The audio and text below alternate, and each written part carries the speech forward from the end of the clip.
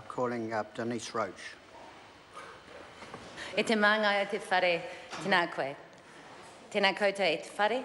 Kia koutou ngā uri o Ngāti Hineuru, e rere haere ana ngā mihi aroha ki o te rōpū kakariki kia koutou katoa I tēnei rā whakahirehira o koutou.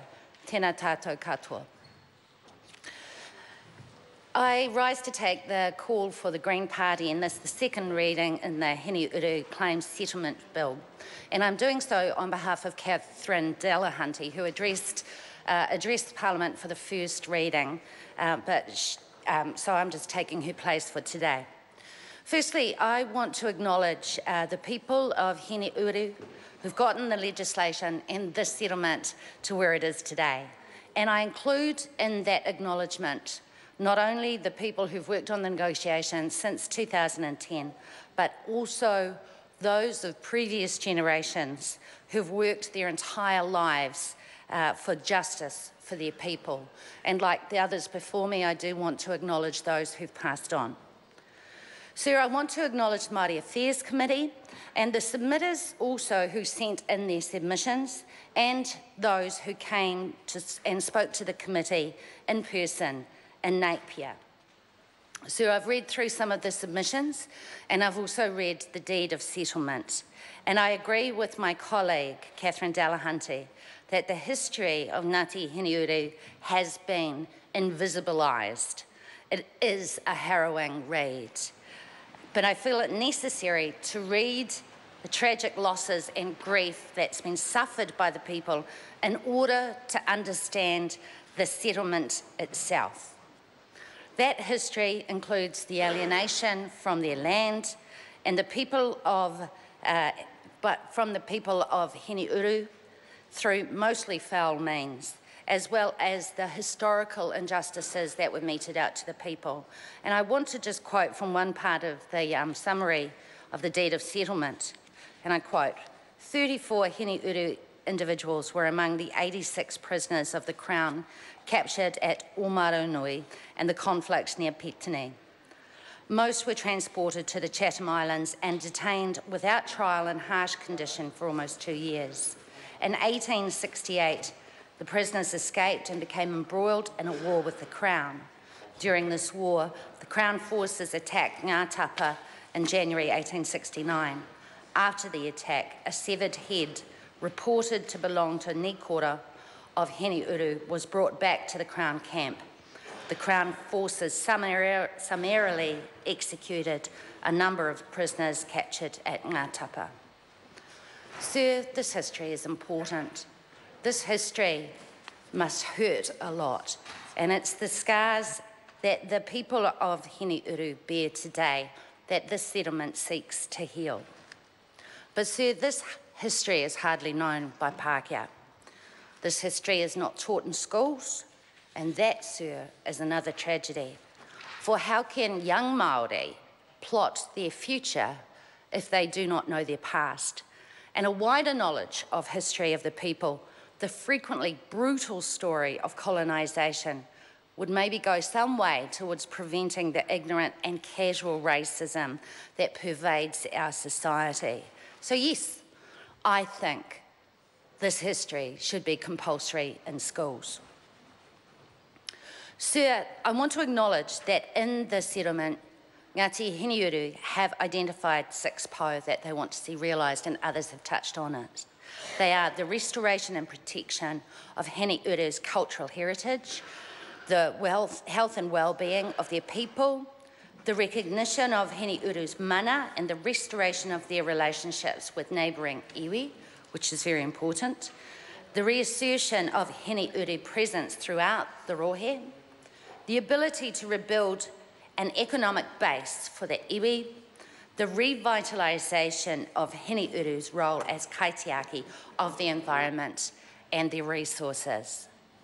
And I note, sir, that the negotiations have tried to achieve that with this redress package, which includes financial redress of $25 million, the financial redress, plus $2 million for cultural revitalisation, plus some commercial redress, and the statutory recognition and deeds of recognition of wāhi tapu and places where Ngāti Hineuru have special association.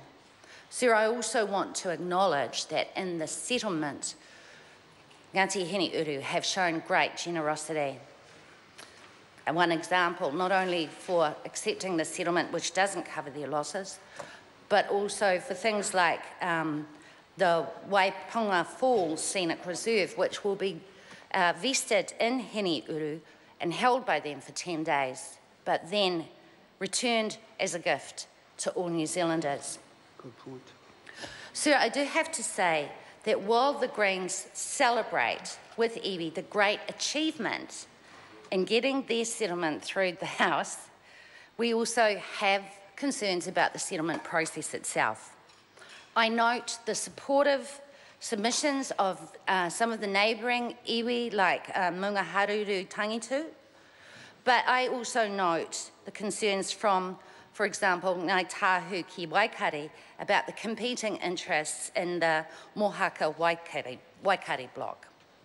Our concern is that the Crown determines who they will negotiate with.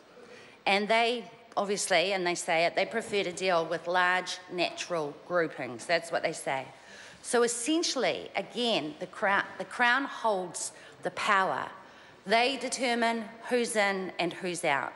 And I know it is a very difficult decision around who gets what, but it is the Crown that determines it.